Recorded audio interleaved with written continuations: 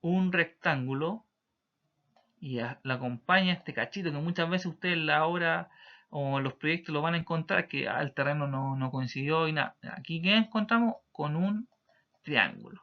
Entonces, primero descomponer. Esta figura va a ser la 1 y esta figura va a ser la 2. Entonces, la figura 1 es un rectángulo que tiene un largo de 4 metros y un ancho de 2 metros. Entonces, el área, perdón, o la superficie de este rectángulo es la multiplicación de su ancho por su largo, que serían 8 metros cuadrados. Y para yo sacar el área o la superficie de este triángulo, hay dos alternativas. Consultar directamente la fórmula del triángulo, que dice que es la base por la altura dividido en 2, o transformarlo en un rectángulo, como se ve en este ejemplo, y dividirlo en 2, porque es la mitad de un rectángulo. Entonces, este rectángulo nos dice que tiene 2 metros de largo por 1 metro de ancho. 2 por 1. Entonces, la multiplicación de su ancho por su largo me da su superficie, que serían, en este caso, 2 metros cuadrados. ¿Ya? Y lo que se hizo acá es que como es la mitad de mi rectángulo, los 2 metros cuadrados los tengo que dividir por 2, porque son dos partes, 1 y 2. Entonces me da 1 metro cuadrado. Como síntesis, la superficie total de mi primer rectángulo, número 1, más de mi triángulo, que es la 2, me da un total de 9 metros cuadrados. Entonces yo ya puedo decir que esta superficie de este recinto, por dar un ejemplo, correspondería a 9 metros cuadrados. Y ahora bien, este es un ejemplo más claro en relación, por ejemplo, vamos a dar en la cotidianidad de un trabajo, vamos a decir, mira, tenemos que pintar esta fachada. Esta fachada tiene 3 metros de alto y tiene 5 metros de ancho. Entonces, la superficie total de este muro, o el plano de este muro, sería la multiplicación de su alto por su largo. Entonces, 5 por 3, 15 metros cuadrados de superficie. Yo podría decir al tiro, mira, tengo que pintar hoy día 15 metros cuadrados de muro, ¿ya? Podría decirlo así de una. Y no contemplar los sacados o descontar la abertura de los vanos de puerta y ventana, ¿ya? Eso es para no ser preciso y decir, no, porque muchas veces mejor prefiero considerar la pega de una, que va a ser de 3 por 5, mira, los 15 metros cuadrados lo hago de una y no descuento, porque si me falta pintura, y uno lo puede considerar como factor de pérdida. Pero si lo queremos hacer más preciso y más claro, nosotros tenemos que descontarle estas aberturas. Por ejemplo, la de la puerta. La de puerta también, yo la veo acá y me genera un rectángulo. Este rectángulo que dice que tiene 2 metros de alto por 1 metro de ancho. Entonces la superficie de esta puerta tiene un ancho de 1 por 2, me daría 2 metros cuadrados de puerta. Y la ventana, que tiene 1 metro por 1 metro, que aquí está la superficie de la ventana, es 1 metro cuadrado. Entonces la sumatoria total de la superficie de la puerta y la ventana, yo debería descontársela a los 15 metros cuadrados de muro para saber su superficie total. Entonces, dijimos que teníamos 15 metros cuadrados de muro, menos los 3 metros cuadrados de la abertura de la puerta y la ventana, me da un total de 12 metros cuadrados. Entonces, si yo quiero irme a la segura, yo diría, no, voy a cotizar y comprar para 15 metros cuadrados de pintura. Pero si nos vamos más al grano y más concreto, serían 12 solamente los metros cuadrados, porque aquí no descuento en los 15 metros cuadrados, no descuento la superficie de la ventana ni de la puerta. En cambio, en la superficie total, sí le descuento las aberturas de la puerta y de la ventana. Y para terminar la clase de hoy, el cálculo de volumen, que aquí lo asociamos, acuérdense, directamente a metros cúbicos. ¿Por qué? Porque recuerden, cuando yo hablo de volumen, tengo que tener tres dimensiones, un ancho, un largo y un alto. ¿Ya? Esto lo más bien ustedes pueden imaginarlo ya como un sólido geométrico, que tiene un ancho, tiene un largo y tiene un alto. ¿Cómo calculo yo en metros cúbicos? ¿Ya? ¿Cómo lo hago? Si yo tengo un largo, tengo un ancho y tengo un alto. La fórmula dice que la multiplicación de estos tres factores me daría mi volumen, ¿ya?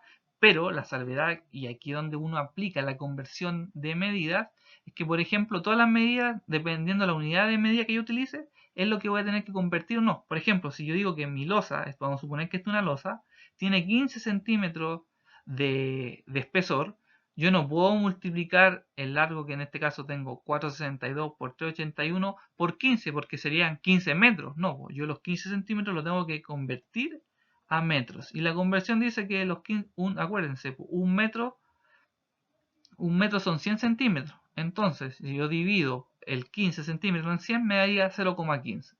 Entonces, ahora recién que yo convertí los 0,15, lo puedo multiplicar. Entonces, multiplico los 462 por los 0,15 y me va a dar un total de 2,64 metros cúbicos. Ahí tengo el volumen de esta losa, por dar un ejemplo. Y yo con eso ahora podría decir, bien, voy a comprar materiales para una losa, porque tengo que hacer un radiero, una losa de 2,64 metros cúbicos de hormigón. Y ahí usted ve la opción más rápida. Compro la arena, los sacos de cemento y lo que necesito para hacer mi radier. O hoy en día muchas veces sale más conveniente, no sé, no me quiero esforzar mucho, por, no sé, por edad, por cansancio, por todo. Mira, y ¿sabes qué? Buscando me sale más conveniente comprar un camión de estos mixer que viene a dejar el hormigón a la obra y me sale mucho más barato y yo solo tengo que tirar el hormigón, vertir el hormigón a mi moldaje y hacer mi losa. Y es una opción, pues entonces esto ya es para poder calcular el volumen de una losa, un pilar, ¿ya? ¿A través de qué figura que vimos en la clase? Un sólido geométrico.